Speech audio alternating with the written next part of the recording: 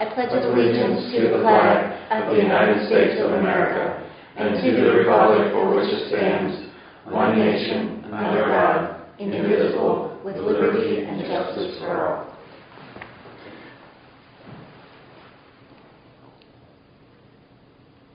Thank you, everyone.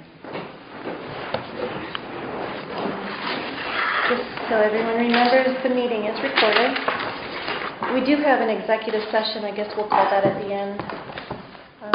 Approval of the minutes from the February 27th meeting. Has everyone had an opportunity to review the minutes? Having reviewed the minutes, I make a motion to approve the minutes as presented. Second. Any further discussion?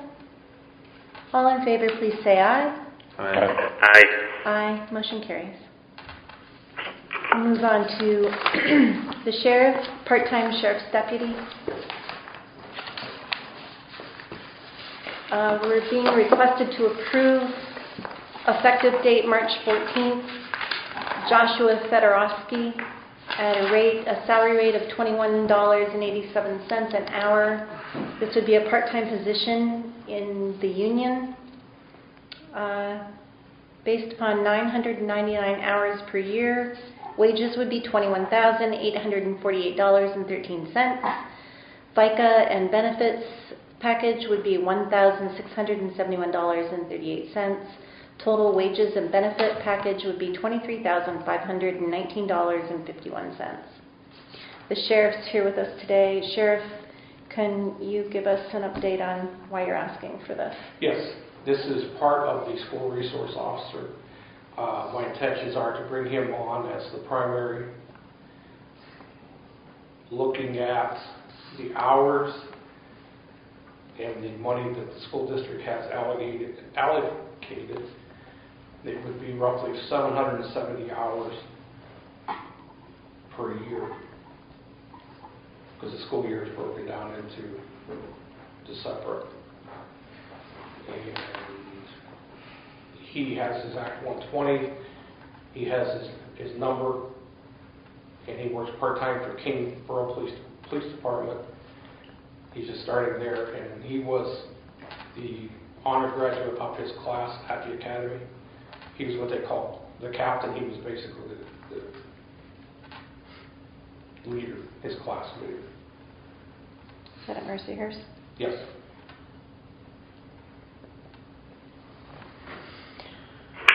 Sheriff, will he be starting his training soon, even though we don't have a contract in place yet? Yes, I am going to try to get him into a class starting the 20th.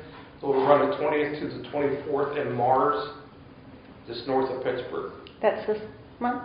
Yes. Yes. Because I don't want to, as I sent the message on yesterday, I don't want to do anything until we get someone trained. I know that was one of the things that you had asked about, and I think that's a wise move. Okay. How many days is the training? I'm just, in the unlikely event that the deal doesn't actually go through with the school district, and again, I stress unlikely, but I want to know how much we're putting on the line in terms of training him. 5 days. Okay.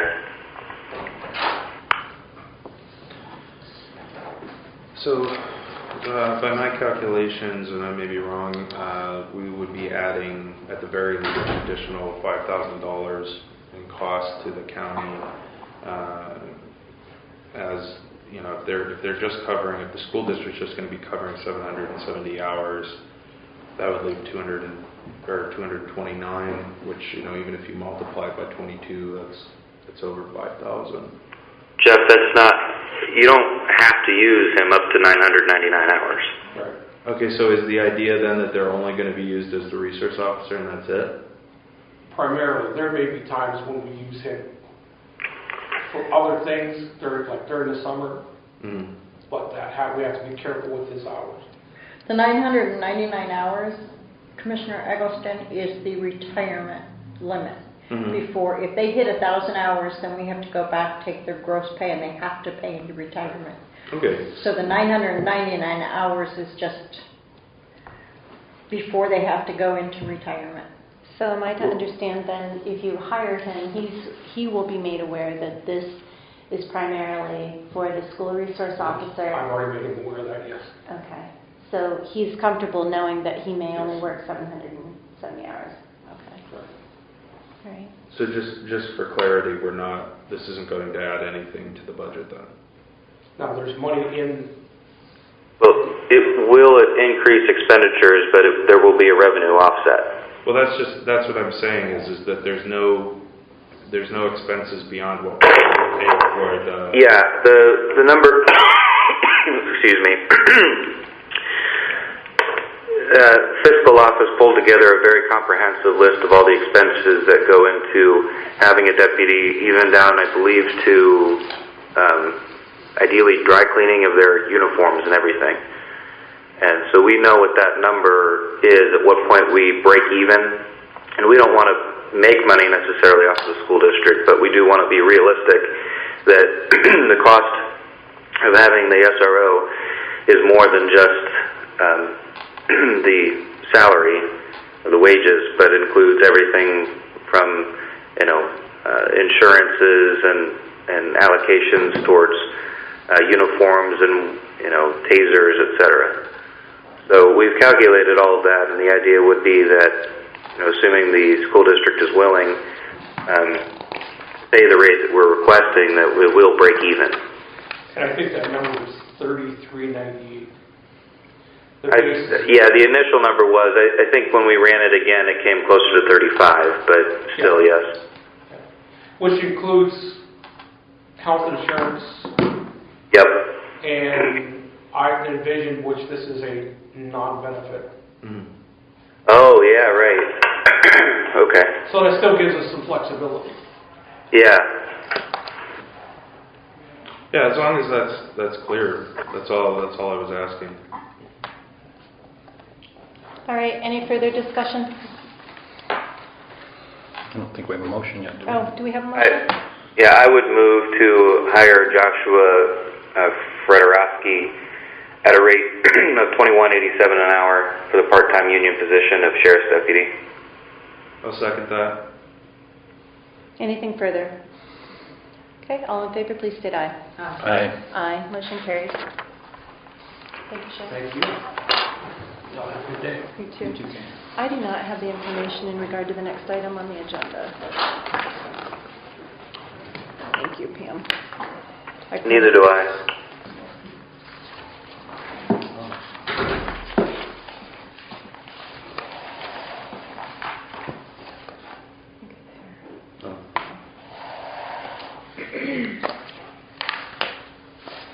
All right, next item on the agenda is promotion from caseworker 1 to caseworker 2 for human services. The effective date would be March 19th. Are we skipping things? Is that correct? No, you should have one for the fiscal coordinator right before that.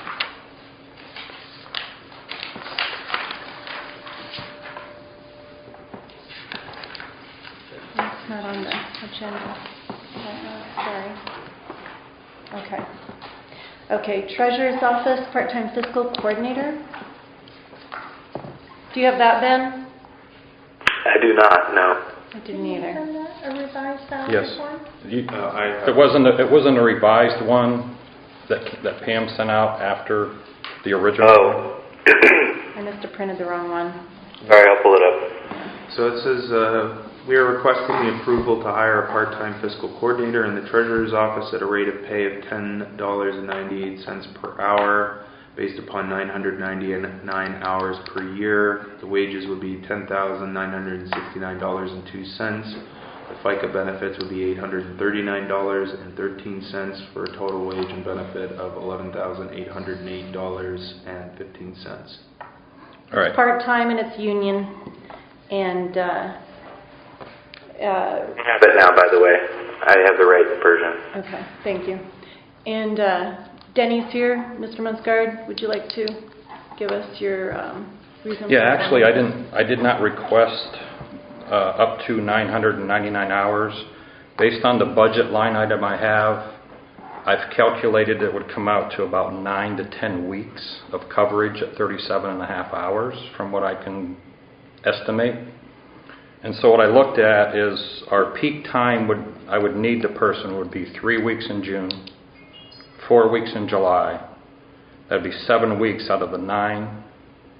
And then the other time I would anticipate using a person when either Mana or I are out due to the vacation time that Mana has. And I would probably use that person from, say, 10 in the morning till 2 in the afternoon, mainly to cover the office when we have to go to the bank and do our banking. So that I estimated we would use about 2 weeks of that time for that. So I was focusing on the amount of time in the budget, not 999 hours. That's my request. Okay, so Sure, everyone's part-time just says $9.99, so that we know what the max could possibly be. You're just asking for permission to post this job? Correct. I'm for it.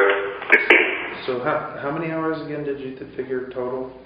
The equivalent of 9 weeks, which would be, 37 hours, 37.5 hours. So we'll say 10 weeks. Now, is there a reason they'd be working more per week than you or Mana? Isn't that our 37 and a half? 35 hours a week. Oh, is it 35? Okay, 35 hours. I stand corrected. Okay, so So that gives him a little more time he could use Yeah. this person. You mentioned your budget. Mhm. Is this included in your budget? Mhm. I asked for basically a half-time person, half-time, and it was reduced to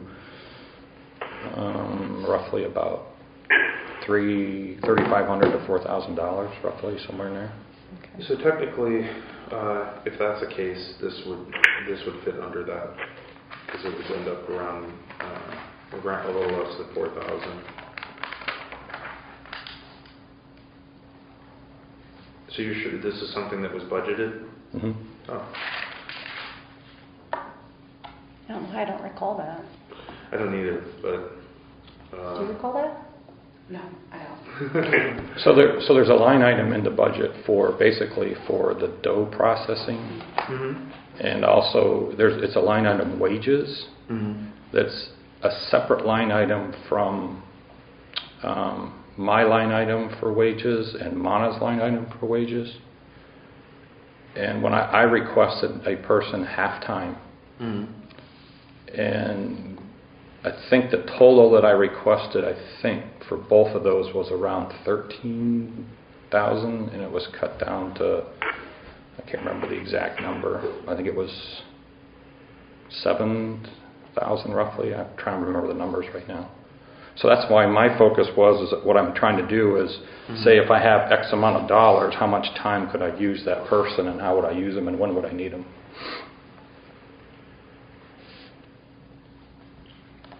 Okay. Just a second, I got the current budget in here somewhere.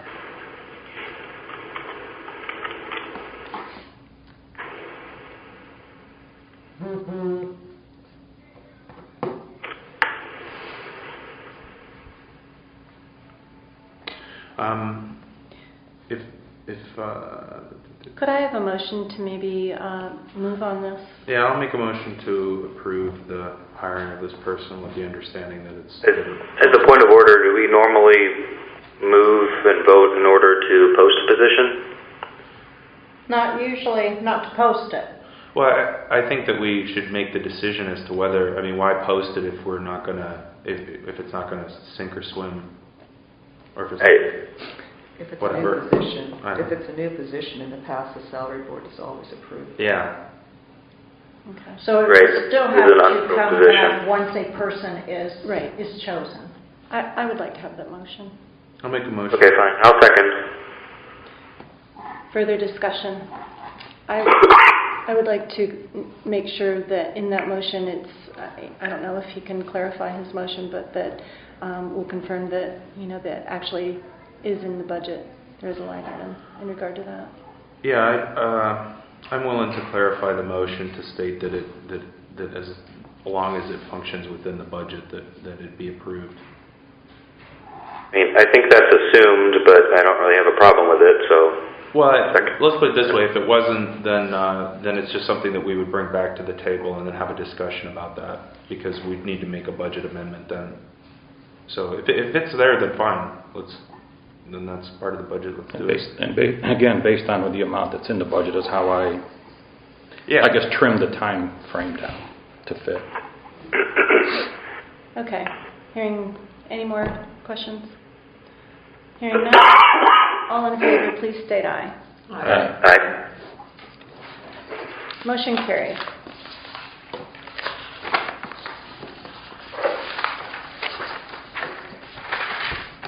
Can't find the treasurer's budget.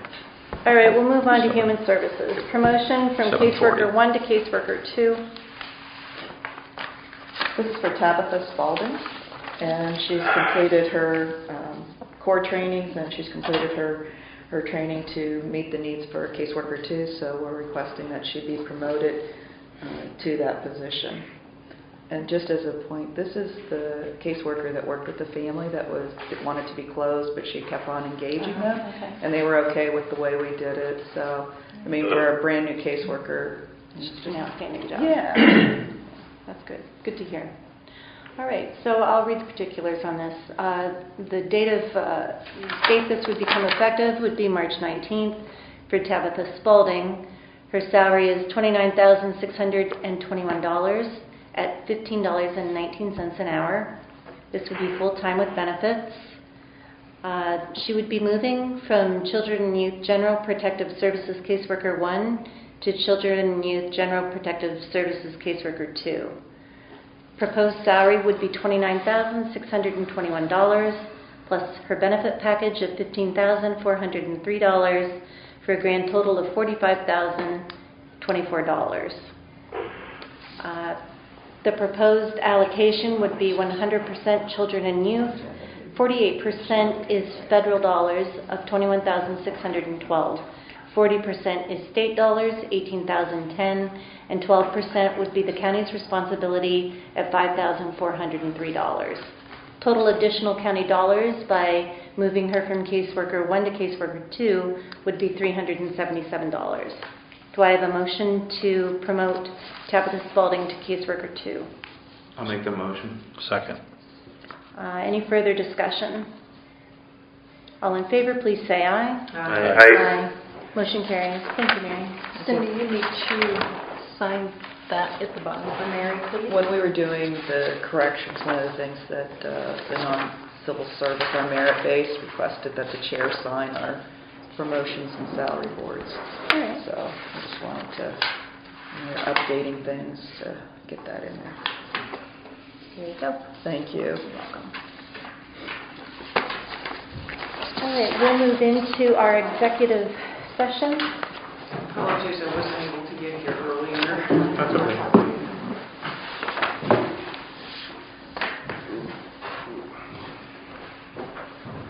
Okay, well. Yeah, go ahead. I know, add like 100 pounds by walking. Put your face down when you... Put a book on you. Thanks.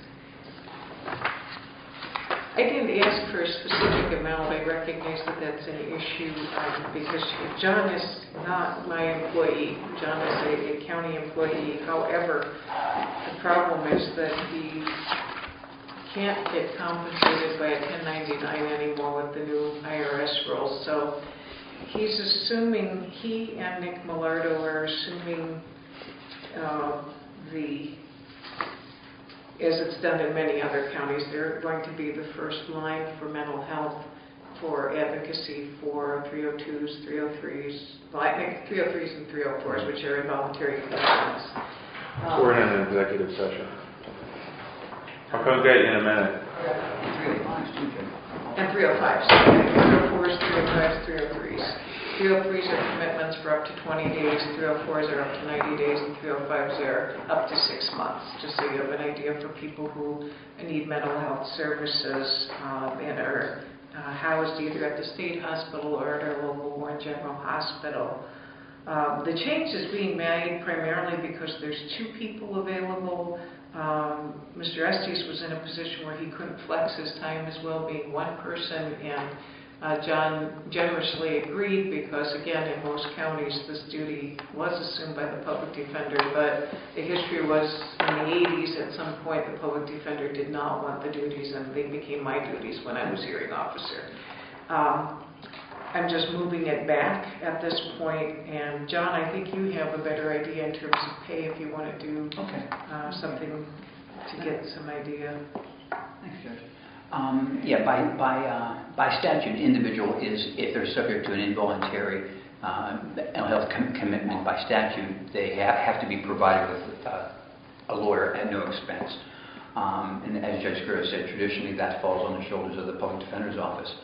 I was thinking just ballpark figures, an additional $2,000 a year for me, an additional $1,000 a year for Mr. Millardo. I would anticipate that I would be handling most of the cases, but Nick would be the backup.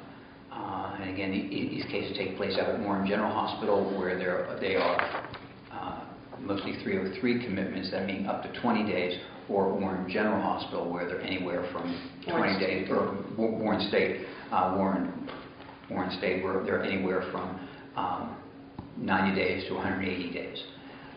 They don't take long. The hearings themselves are relatively short. They generally consist of testimony from the treating psychiatrist, who puts their reasons why the person needs to stay there a little longer.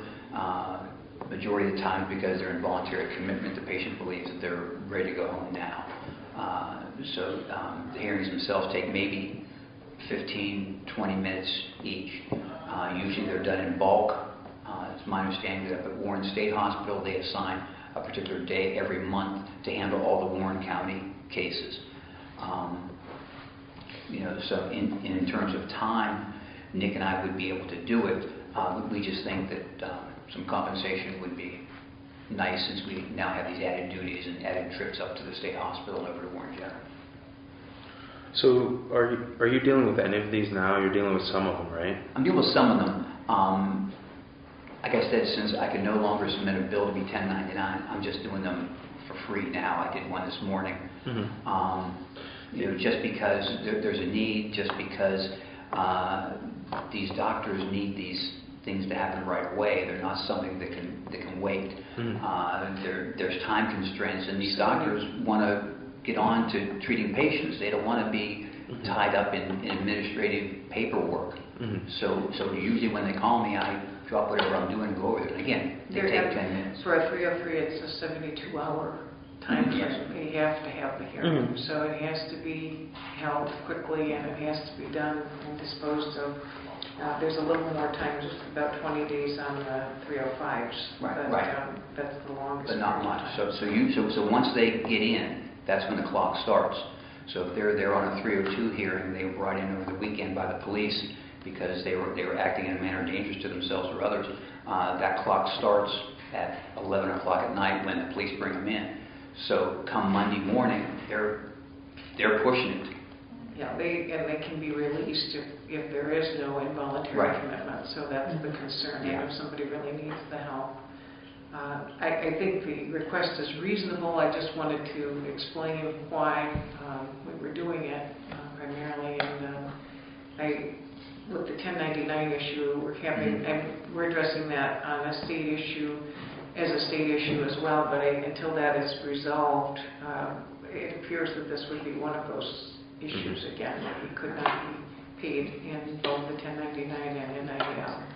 So for an understanding in all of our minds, it isn't the fact that you're taking work away from Sean, it's the fact he doesn't have the time to do it, so John, usually his office ends up doing it anyway? Okay. That's primarily the concern. And currently you're doing 1099s for this? Yeah, but then, I'll explain that can't happen anymore. Well, no. I'm just saying that, like, in currently... the past I did. For example, in 2015 I did. Okay, so did you do any... 2016. Now, so far this year, I haven't submitted my bill because rather than... why? Because so Judy can tell me I can't pay it. Yeah. So I just do it. Okay. Do we have a method for tracking these, like, going forward? Sure. I would envision that I would make a file for every mental health case that comes in the same way that I do a normal public defender. Right now, I don't do that. Lenore has no connection to those cases at all. Yeah. Because my feeling was, well, I'm not going to ask you to do the clerical work related to the case when I'm the one getting the money. And that's the second part of that's the second part. session. But I would envision us establishing a file for them as soon as they come in, getting all their information, phone number, things like that, keeping track of their course of treatment, asking the doctors if they're discharged. Doctor, could you send us a statement saying they are discharged? If not, then we would represent them. So say hypothetically a person goes in on a 302 commitment for 72 hours. There's a hearing at the 70-hour mark to keep them for another 20 days. Now in that 20 days they may be discharged or that they may need additional time.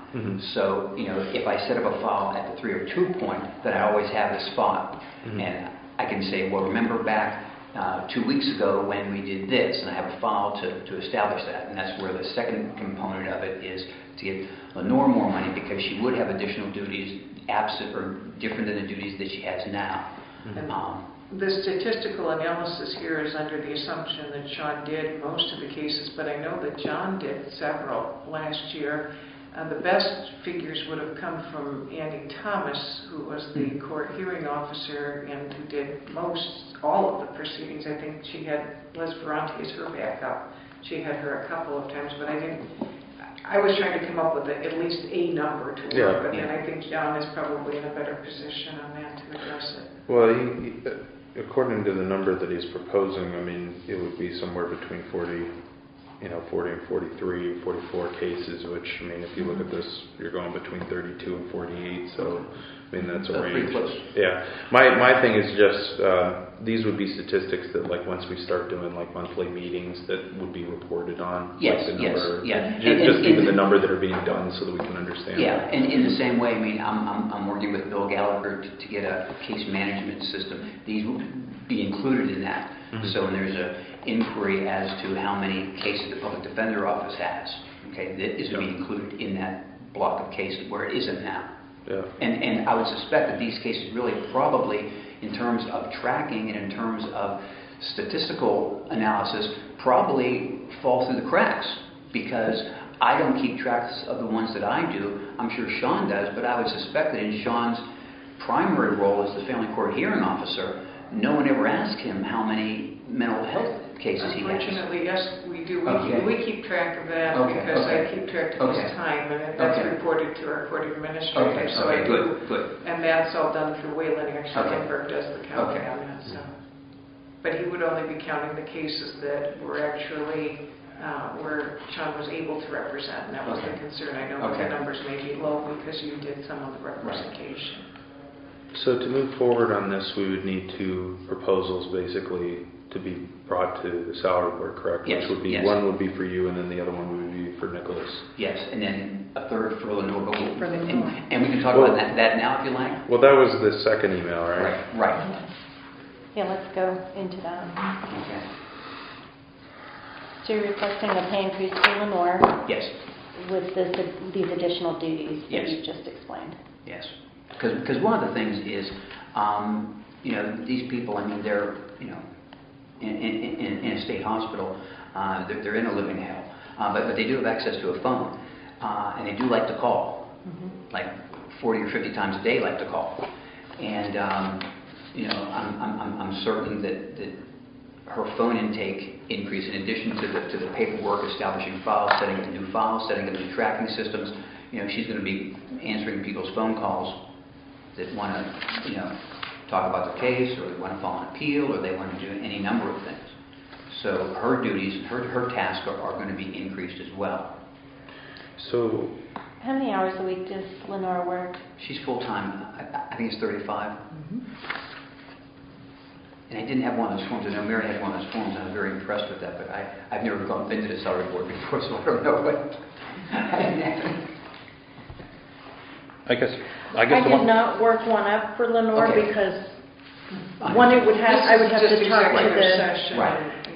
and I would have to talk to the union too on Lenore. Okay. Yeah, I know they're not going to object, but yeah, right. I just wanted to be here in support of John because I felt that this was, Thanks, Judge. it needed to be addressed, and that's why we became involved only because I thought if I could help to explain, time-wise, how this is working, I thought that would be helpful. John, can you help me understand with the estimate the result of about 200 additional cases? Right. How you come up with 200? I guess what I'm looking at is on the other it shows like 48 and 32. That was the issue. I know that John did some of these cases last year, so I know these were the cases Sean did. So there was 32 and 16, that it was, 48 cases last year that Sean did. Right. Okay. But I didn't keep Right. track of what John Yeah, did I because he mean- wasn't reporting to me. Right, That's right. why. Because I just and again, I keep very loose records. Okay. That these are just guesstimates, and I would estimate that I probably did, between Warren General and Warren State, probably another 100 cases that Sean couldn't cover. I'm not sure about, I would say probably at least 100 total. I'm not sure that it would be, I don't know that I could say with definitive certainty on that. The best person to ask would be Annie Thomas because she was at all of those hearings. So I'm just trying to wrap my brain around this. So cases that Sean was handling are going to be shifted to the public defender's office. Sean will still be used as a backup. I'm just switching their roles because there's 2 in their office and 1 in his office that qualify as attorneys. I was thinking if we had 2 people available, there may not be the need for backup as often. He's had the need for backup as he's had hearings scheduled, and his availability is limited with his hearings that he conducts. So is the idea that you're going to be offloading, all mental health related cases from Sean to the public defender's office, and then Sean will simply be a backup for John? So my office would be the primary office. The call would come to this Mm-hmm. office rather than Sean's office. And my concern is simply that there's consistent and also very good representation. John is superior in dealing with people with mental health. And I have, from what I've seen of Nick in court, I can say that he'll be very good in the future, but John is simply superior when it comes to those skills in managing people with mental health disabilities. He works well, he identifies the issue, and he knows exactly what he's doing, as Sean was. So I have no problems with them, and I'm assuming, as I said, Nick, just from what I've seen, seems to have that same ability because Sean's been very good at training in that regard. So the problem was if Sean wasn't available and John wasn't available, then Mary Krishner's staff would have to call members of the bar. And not all members of the bar have those same working skills. And it was a cost to the county. Anyone else would have to bill if that was the case. I know it happened. It becomes a time problem too, because of the I always said, 72 hour because you're very close in time. So if suddenly like for example, tomorrow they're trying to schedule one, and they're trying to find people available for 8 o'clock in the morning. Well, I think this is one of those things that we get random bills for all the time. I mean, this will cut down on that as Yeah. well, which is one of my concerns, and my biggest concern that there's quality representation, and I can certainly attest to both John and as I said, to Nick from what I've seen so far, but for John, definitely, and I would assume you're doing the bulk of the work on Yes, this. yes. So. John, do you have any concerns about your ability to handle this additional workload? No. I mean, that's another case every other day. It is, but I mean, and this being the National Public Defense Week, I kind of went into this work with this in mind. Yeah. I mean, if you want to save people from hell, you got to go into hell to get them. So this is kind of what I do. Yeah. And I'm okay with it. Okay. Well, I mean, obviously Sean's busy. And I appreciate your concern. Yeah, I mean, obviously Sean's busy. I mean, that's why Sure. the instinct is there to shift it to the And public the other- defender's office. And I have Nick. I just also know that you're. I'm busy too, but I have Nick, and Nick has turned out to be fantastic. So, Okay. Sean doesn't have a backup for his family hearing work. Yeah. No, absolutely. It's an added duty Yeah. that Yeah. technically isn't a part of his core Right. mission. And I feel much more comfortable having it in my realm, because through my office I get, certain points as changes in the law, things of that nature. I get certain, CLE opportunities to how to better represent this class of people. Yeah, absolutely. Which I think Sean may not get. Yeah. Because he's out of that area. So. And the other advantage too is there's times where people at Warren State commit crimes and you're representing them anyway, and it's almost seamless transition for their services because it's not a conflict. In that case, you're still in a position where you're dealing with their treatment needs, and then you could still deal with the criminal issues that might came up. Okay, I have no further questions. Anyone else? Okay. So this is another thing that we would basically want another proposal for to go along with the other two. Okay. And I would not be involved in, you would actually do that, I think. Okay, I got you. Okay. It's not under I my can go budget. with Pam. Pam will kind of walk me through the steps.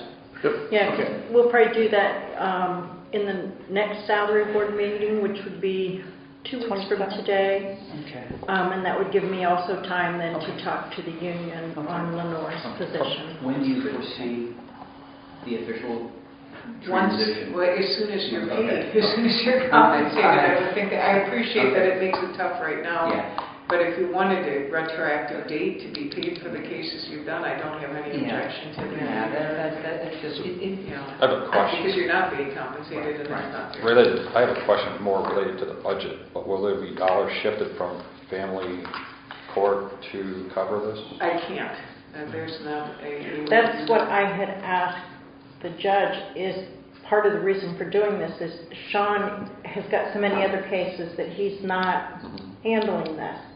So they're not reducing their caseload in family court. Okay. I think In addition, you will save the compensation cost of the people who are being represented by people other than Sean, John, and Nick. Because when Sean, John, or Nick are not available, attorneys are billing $70 per hour, $70 per hour, and that is the money you'll recoup. There'll definitely have to be a budget adjustment, like in order to reflect the change. But I think that other than Lenore's situation, like they're already being billed for the services that John will essentially be in charge of. right, 'cause, they'll just be considered just another public defender client. Yeah. Just Lenore, different they'll probably call folder. Yeah, Lenore, there'll probably have to be an actual adjustment for those dollars. 'Cause I don't think there's a dollar for match on that. But when we'll end the executive session when the paper comes in. We'll let them know the overall what we're. Okay, very good. Okay. Good enough, thank you. Thanks. Appreciate it. Are you? I'm doing well. I was in Harrisburg, I think, when I... I'm trying to get up. It's easier. I can't rely on human beings. It's just easier to do it myself. I'll give you this if you want to hold that. And I usually don't use that at home. It's just that when I'm in the office, it's best. And I had a meeting on Friday in Harrisburg, and I drove down Thursday night. And I put an ice pack on my leg going down, and coming back, I did the same thing, and I was fine. So it really isn't that bad. Tomorrow will be 8 weeks out of surgery, so I'm really happy with the result. Yeah, it was like, I've been back. Well, be careful tonight and tomorrow and into Wednesday. That's what Harrisburg had snowy winter conditions that Friday too, so it was a mess. Thank you. Take care. Have a good day. All right, buddy. Thank you. And Pam, you'll send me that stuff, so I will. it's cool how Mary got all that stuff down. I didn't feel so wonderful. You'll have it figured out by the end of the year, John. Yeah, of course. Yeah, after it's gone. Okay, so we bring them back in, explain what it was, and then we adjourn. We're not in the executive session. We're on the Is there another meeting at noon? Oh. Todd brought us goodies. Yeah, he never, hey. for you, because Ben paid me for it, he's not here. He's I gave it to one of those, it'd I be think he fell favoritism. asleep. I gave it to one of them, it'd be favoritism. There you go. I'm on the line. Thanks, Oh, Ben. you are awake. I can hear you. I can hear everything you're saying. Your milkshake's here. Well done, Todd. All right, just for everyone's knowledge, we just went into executive session.